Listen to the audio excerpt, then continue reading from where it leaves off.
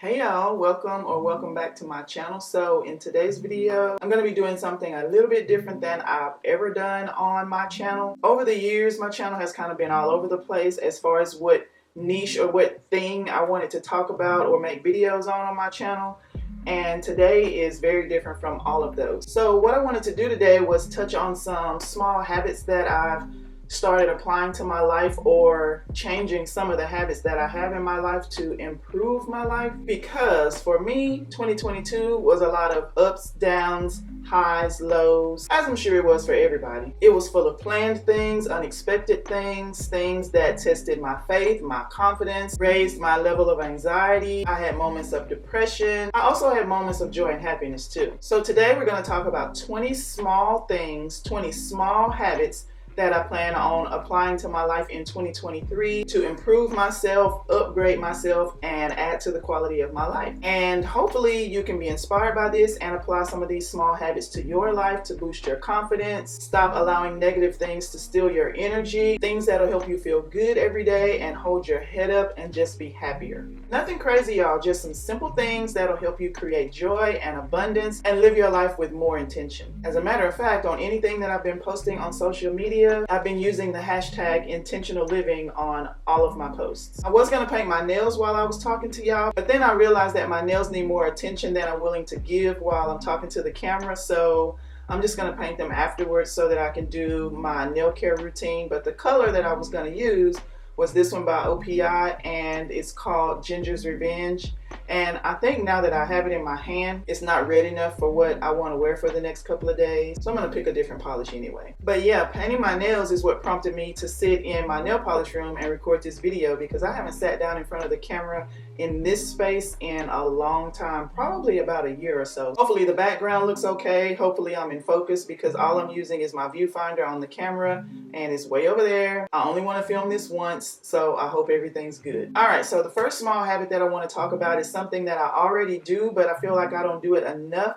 And that is thanking the Lord for the small things and for all the things, for waking me up in the morning or allowing me to have the money to buy a $10 carton of eggs, because the price of food is ridiculous, but I thank Him anyway. And when I'm not just outright thanking Him with my voice, thank you, Lord, I like to write in my gratitude journal anything that I'm thankful for my mom being healthy, for being able to get up and start a car and go to work every day, just everything. And I feel like writing down how grateful I am keeps my head clear, it keeps everything into perspective, and it just makes me feel better. And I encourage you to do the same, but if that's not your thing, hey, you do you, no judgment here. But I'm gonna thank Him every chance I get. The next couple of things, 2, 3, and 4, kind of tie into each other a little bit, but we'll start with number 2. If it makes you happy, do it. Who cares what anybody else thinks? For me, I love being at home. I don't even have to be doing anything. I just love being here. My spaces make me feel good. It puts me in a good mood to be home, and I just love being here. And a lot of people call me a hermit or a homebody or boring or basic Betty. I do not care. I love being home. It makes me happy. And I do things at home to create an environment that makes me want to be here and makes me feel happy when I'm here. For instance, like lighting candles when it's dinner time. Even if I'm eating Popeye's chicken, I'll light a candle and set a mood regardless of what I'm having. Another thing I like to do is have some soft piano jazz playing in another room that I'm not even in, but I can still hear it. It just sets the vibe. It gives me that ambiance. It makes me feel good, and I love doing it. So yeah, I try to create little moments that make me love being at home even more. It makes me happy, and I don't care what other people think about it. And number 3 ties into that one a little bit, and that is creating space for the things and the people that you love. So while I love being at home, I love my family too. And every now and then, I just have to pull myself together and just hang out a bit. My family loves get-togethers. There's always a barbecue or a fish fry or somebody sitting in somebody's yard. And every now and then I just have to get out and be with them because I love them. I don't do it a whole lot and they notice, but that's just me, y'all. Other things that I want to create more space for are being a better auntie. Now, I feel like I'm an awesome auntie already, but I still could be better. You know what I mean? Like picking them up more, going places with them more, taking them places. It's just a lot to have all 3 of them at one time, and my sister's pregnant again, so there's going to be 4 of them. So yeah, it's a lot, but I still have to do it. I will say that I could be a better mom. Even though my daughter is grown and she doesn't live here, there are some things in my mind space and in my heart that I know I can improve on. So in 2023, I am going to work on that. And that was not really hard for me to do. It's just an emotional thing. But yeah, I'm going to work on that one. I'm currently working on that one. I'll probably always be working on that one. I mostly see my daughter on FaceTime, and sometimes that's just not enough. But yeah, we're just going to have to find the space and time to connect with each other physically. I want to give her more hugs. I just need to see her face. I need to lay my eyes on her in person and not in a video. But I have to learn how to be more intentional with my time and create more space for her because I love her as well. Another one that ties into all those is number 4, and that is refuse it. If it doesn't bring you joy, refuse it. So I mentioned that my family likes to hang out a lot and they like to go to clubs a lot, and I do not. So most of the times I'll hang out with them, and then when they get ready to go to the club, I'll just come home.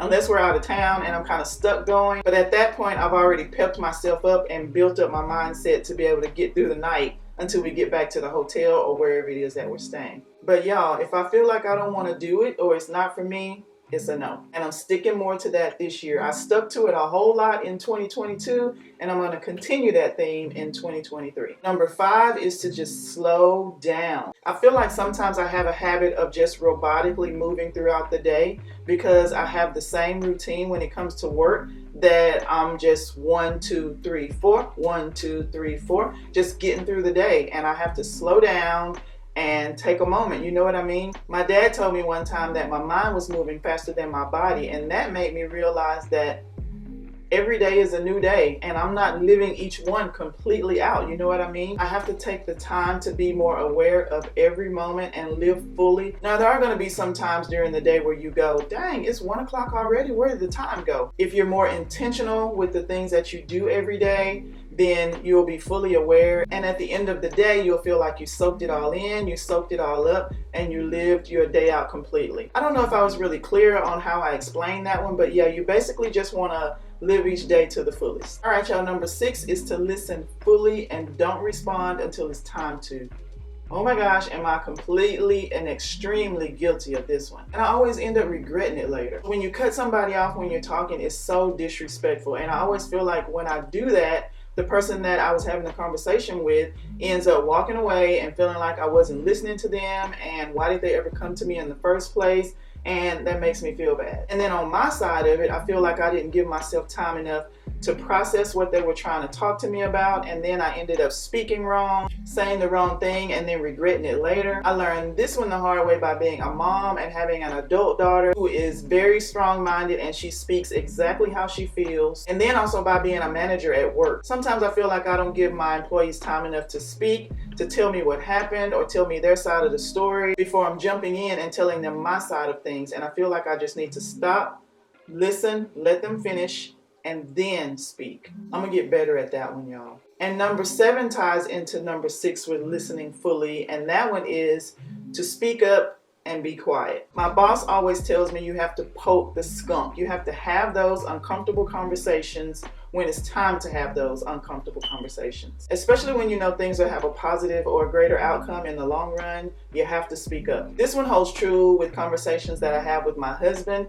and also going back to my daughter. I hang up the phone sometimes with her feeling a mess, y'all. But I know in the long run, everything that I said to her is gonna benefit her and things are gonna be great. And in that same vein, you have to learn how to be quiet. And I've learned this one over the years of being a manager, that it's just a no-brainer that you're going to be disliked by some, hated by some, and talked about by all for absolutely no reason in the world. As a matter of fact, I had this employee that was talking about me but thought that she was whispering, and I could hear everything that she was saying.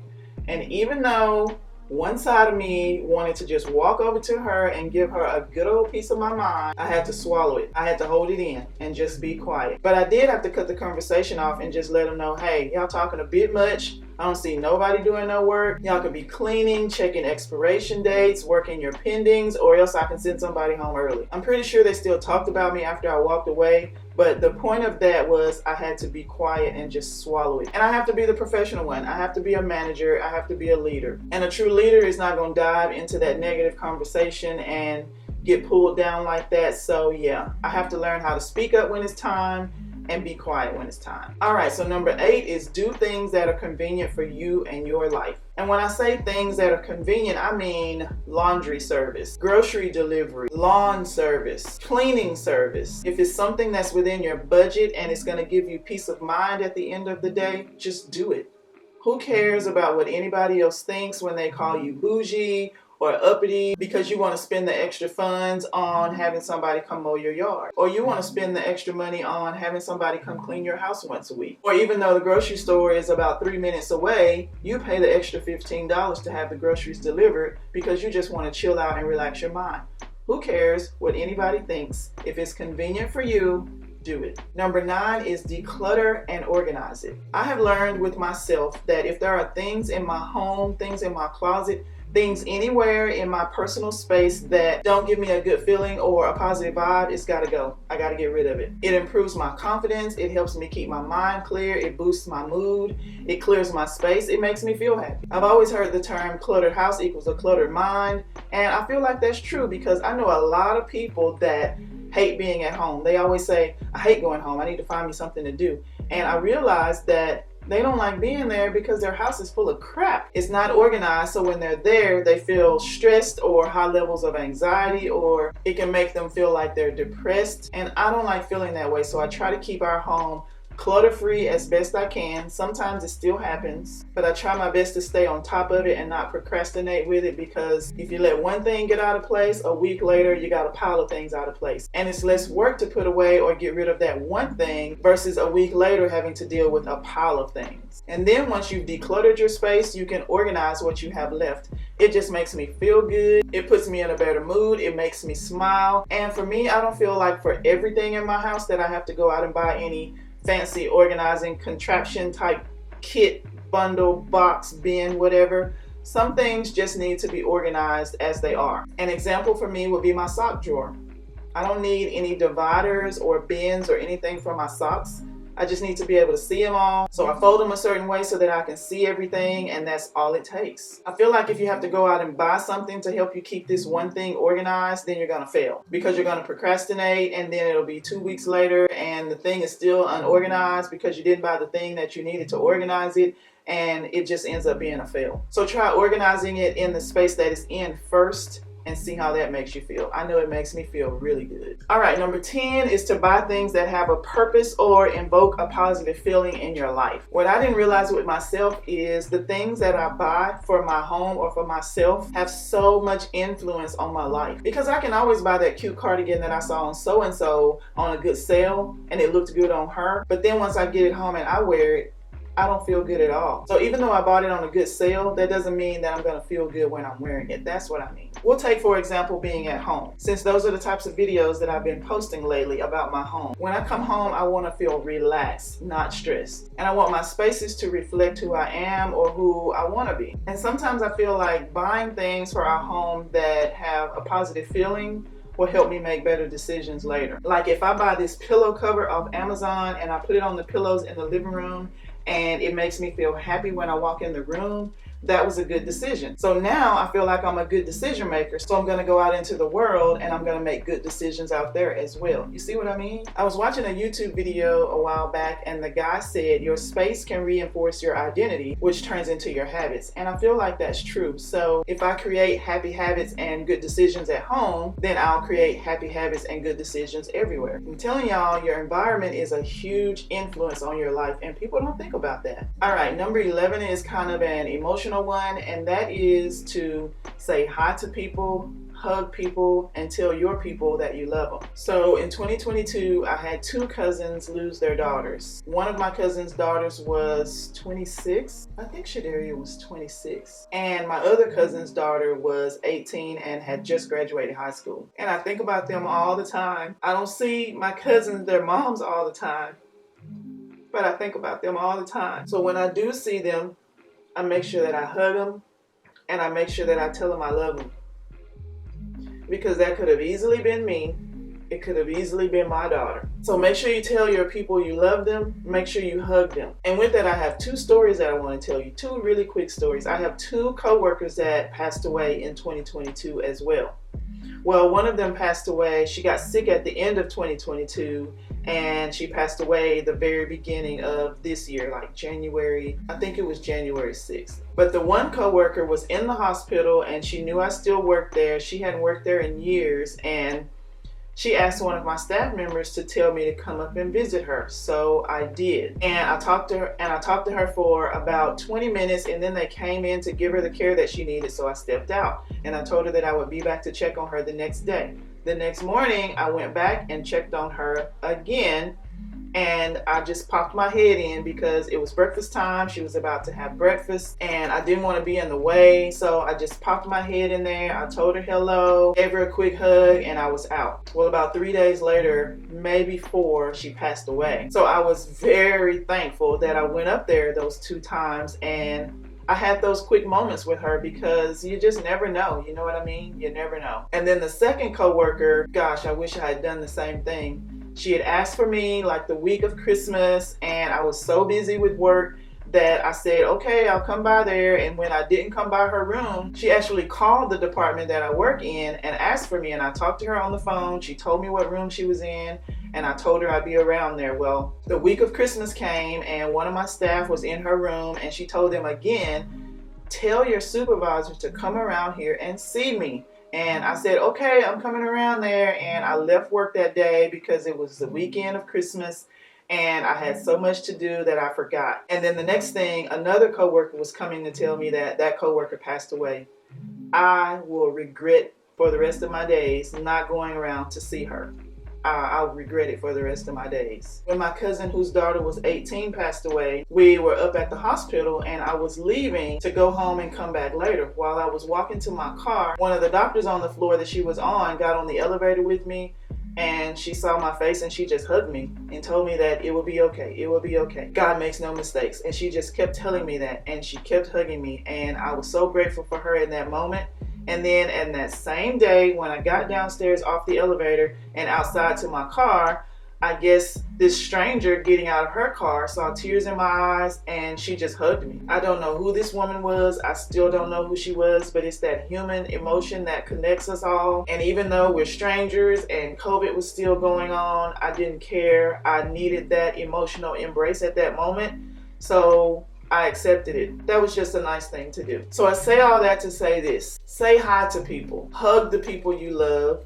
Tell the people you love that you love them. If you say hi to a stranger and they don't say anything back, then that's on them. It makes me feel good to say hello to somebody. It makes me feel like I'm a nice person because I generally think that I'm a nice person, and it makes me happy and puts me in a better mood when I'm nice to people by doing something as simple as saying hi. You never know whose day you're going to brighten by just saying hello. You just never know. All right, number 12 is turn off notifications.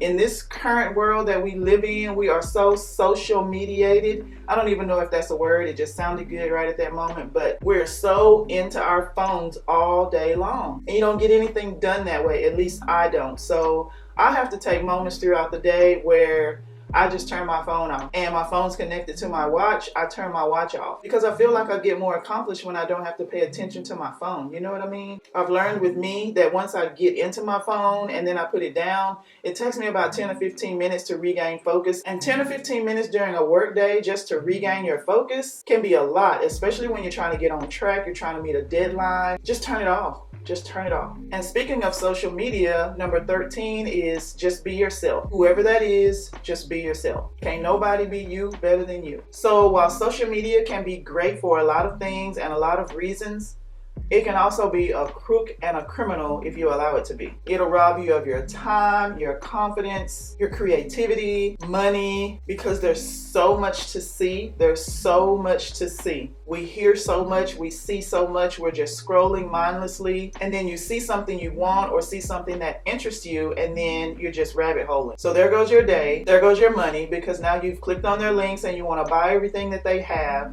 and it's just draining. But if you just focus on being you and not being who you see or who you like on social media, you'll be a lot happier in the long run. There is one thing that I learned about Instagram, because it is the only other platform that I really use outside of YouTube. I did learn that you can switch from following to favorites. That way you can narrow it down to the people that you like seeing the most instead of everything and everyone that you're following. And then maybe it won't feel so overwhelming or give you anxiety the way that it does me. So the way to do that is, if you open Instagram, in the very top left corner where it says Instagram, if you tap on that, it'll allow you to toggle between who you're following and your favorites. And I think that's a pretty handy little hack, especially when you want to narrow it down to the people that you've labeled as favorites. You could be following thousands of people, but if you want to narrow it down to about 20, 25 of your favorites like me, then if you set that tab to favorites, then you'll only see those 20 to 25 people. I think that's a less stressful way and a not so overwhelming way of enjoying Instagram.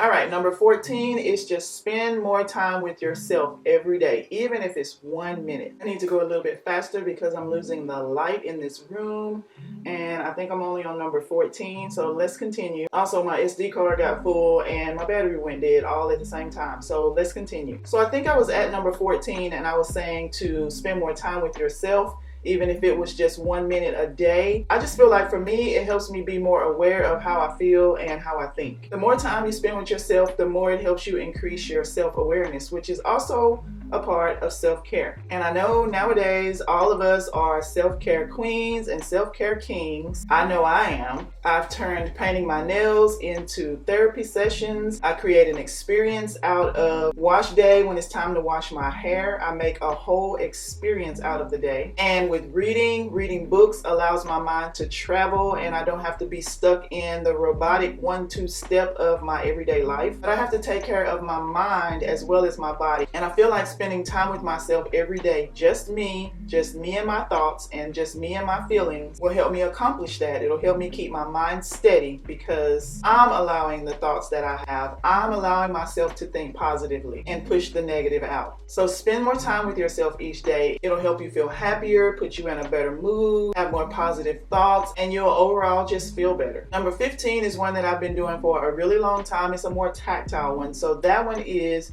to prepare your things at night. If you have to go to work during the day, prepare your things at night. For me, that's laying out my scrubs and my shoes, making sure my planner is ready. That way in the morning, I have more time for coffee, meditation, journaling, if I wanted to get a workout in. When my things aren't together in the morning, I feel like it just causes friction. And friction can leave you frustrated, can cause anxiety, it can raise my blood pressure, which I do not need. So if I remove the friction, it leaves me in a good mood, and then I can have an even better day at work. Number 16 is don't prioritize your whole day. Every time I do this, I fail. Without question, I fail every time. So I figured out if I just prioritize 3 to 4 things a day and leave holes and gaps in the day for nothing, I feel more productive and I feel like I'm getting things done instead of just filling the day with things.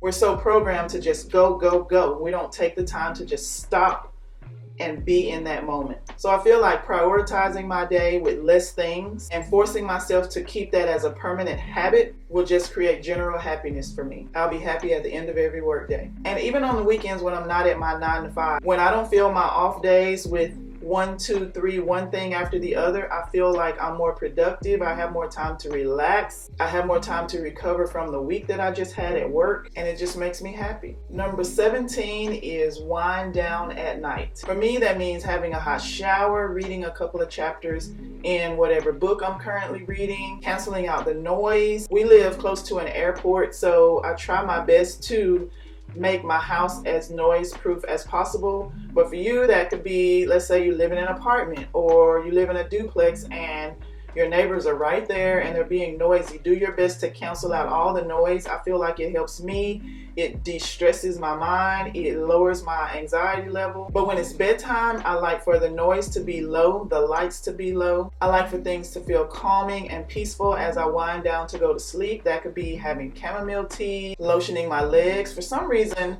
lotioning my legs is very therapeutic and calming for me. I don't know if it's like I'm giving myself a massage, but when I lotion my my legs at night, I just feel at ease and calm, and it puts me in the right mode, in the right mindset to have a really restful night and get some really good sleep. So yeah, think about what those small habits would be to help create a wind down routine for you as well. Number 18 is have more date nights. My husband and I have the craziest schedules. We never match. I have a perfect schedule and he does not. So when we have time together, we like to spend time together. He has his hobbies with his horses and the things that he likes to do outside of work, and then I have all the things that I like to do outside of work. But then when we come together, we don't like to go out a lot, but we do like to try to have date nights every now and then, at least once a week, once every other week. Otherwise, we're curled up on the couch together, passing our phones back and forth, laughing at stupid, crazy videos on Facebook and TikTok. Yeah, the goal for 2023 is for us to have more date nights. Nothing fancy, we don't have to get all dressed up. The point is just to spend time together, but to have more date nights. Number 19 is the most boring habit that I'm going to share with y'all, and it's to drink more water. We just got to do it. Just do it. Just start small. I try to have a bottle or a glass every morning, especially after a cup of coffee and even before I leave for work, because I know when I get to work it's going to get a little bit harder for me to try to get water in. Just do it, y'all. Just drink the water. Your body and your skin will thank you for it later. Number 20 is to celebrate yourself. Give yourself credit for whatever you've accomplished each day, no matter how small it is. Any win is a win, whether it's small or big. And if it was a small win, that's cool too. Maybe you can learn something from that day you didn't get a lot accomplished, and you can do better the next day. It's hard to be productive all day, every day, y'all, but you still have to try. I'm doing my best. Some days it's really tough. I have a whole agenda plan, and then I get to work and the day goes completely left. But just try to improve one day at a time. Pat yourself on the back, give yourself a little bit of grace and mercy, and thank yourself. Celebrate yourself. Like I said earlier, can't nobody be you better than you. All right, y'all, that's all I have for this video. Those are my 20 small habits that I'm adding to my life to try to improve my life in 2023. The year started out kind of rough. I started the first week of the year sick, but I'm not gonna let that hold me down. It's gonna be a great year, y'all. I'm hoping the same for you as well. Whatever you got going on that's positive, keep it up. I know this video is a huge departure from what you may be used to seeing from me, but I felt like I had to post it. I had to share it. When I sat down and started thinking about these small habits that I needed to do to change my own life, I felt like I needed to share those things. So if this video only gets one view, and that one person that watched and gave me that one view took one of my small habits and changed their life for the better, it was all worth it. Is all worth it to me. I appreciate you guys if you hung in there to the end. I know this video is probably going to be a little bit long-winded, but I still thank you guys so much for watching, and I'll see you in the next one. Bye.